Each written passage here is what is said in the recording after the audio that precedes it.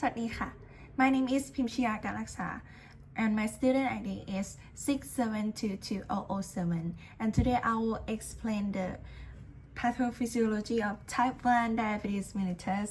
My explanation is based primarily on the book Applied Pathology, a conceptual approach by Judy Nath, who provides detailed descriptions of endocrine pathophysiology and autoimmune mechanisms. And I used to research for the epidemiology from comes from global Ogle and colleagues, while Thai autoimmune characteristics are supported by Plain Vidya and colleagues.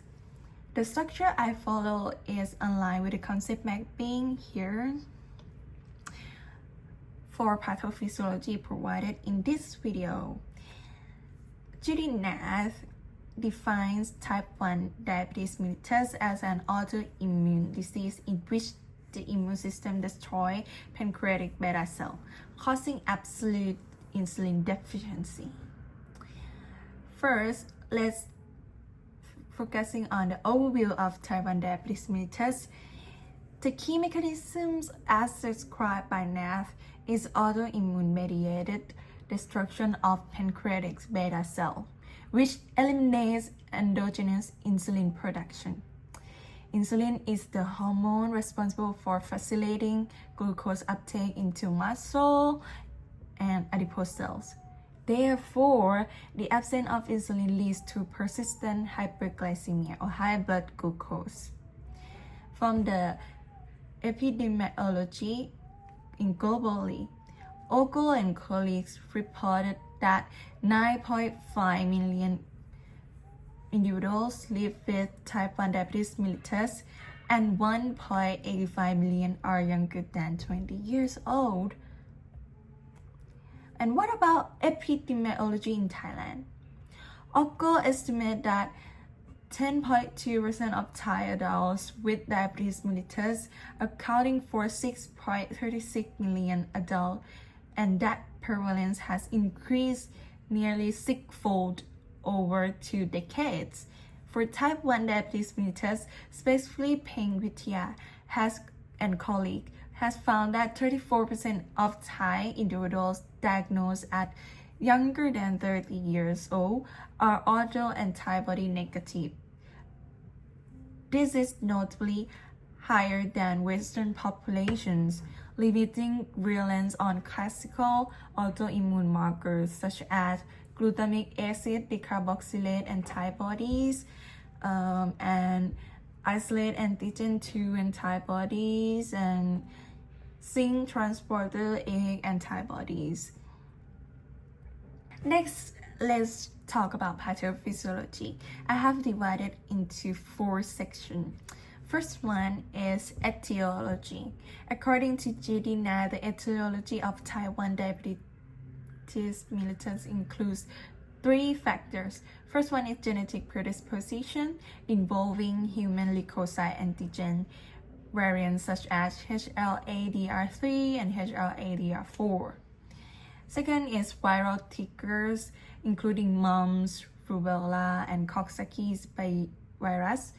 And lastly is autoimmune activation, where immune tolerance is lost and beta cells become targets.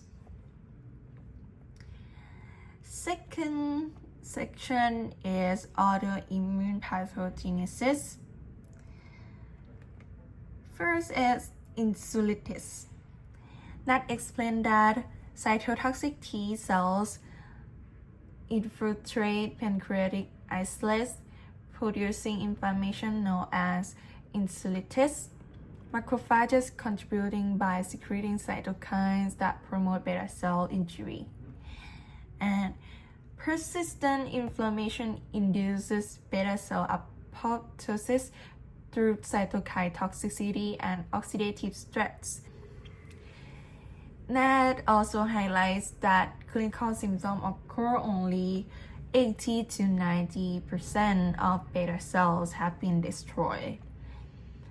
After extensive beta cells destruction, insulin production drops to 0, creating absolute insulin deficiency. And for the metabolic consequences, without insulin, glucose cannot enter muscle or adipose tissue, while the liver increases gluconeogenesis and glycogenolysis, producing severe hyperglycemia.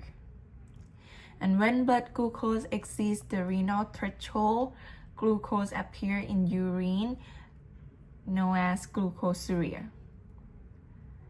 Because glucose pulls water with it, osmotic diuresis occurs, causing polyuria.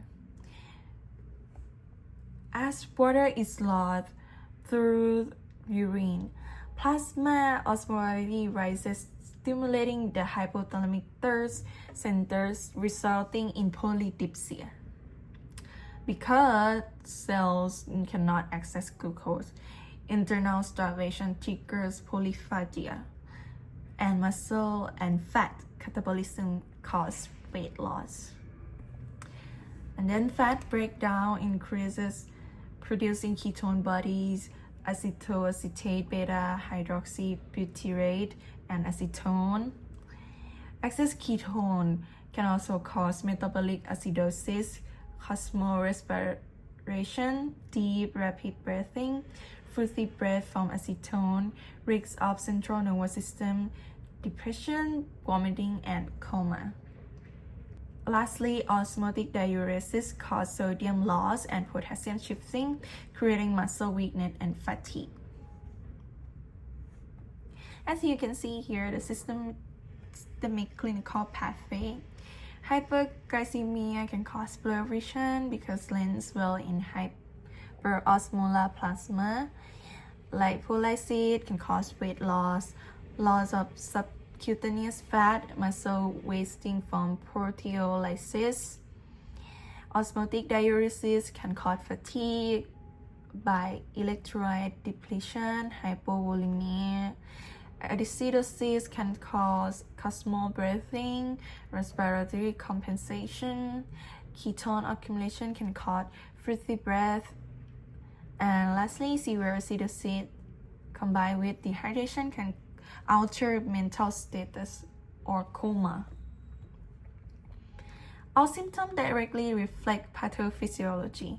Polyuria from osmotic diuresis, polydipsia from dehydration, polyphagia from cellular starvation, weight loss from fat and muscle loss, fatigue from electrolyte imbalance, blurred vision from osmotic swelling of the lens, breathy breath from acetone, small breathing from metabolic acidosis. NAT emphasizes nurse responsibilities, including early recognition of polyuria, polydipsia, polyphagia, and weight loss, monitoring blood glucose, ketone, hydration, and electrolytes, managing insulin therapy and carbohydrate intake, teaching patients to recognize early signs of DKA or diabetic ketoacidosis. From the Type perspective, because 34% of Type 1 diabetes mellitus cases are autoantibody negative, Pimchaya highlight that nurses must depend more heavily on clinical symptoms and blood glucose criteria. In summary, Type 1 diabetes mellitus result from autoimmune beta cell destruction causing absolute insulin deficiency and profound metabolic disturbance as described by Nath. Global patterns from local and type-specific characteristics from Pimchaya highlight growing prevalence and diagnosis challenges. Understanding these mechanisms enables nurses to conduct accurate assessment, early recognition, and effective patient education. Thank you for listening. ขอบคุณค่ะ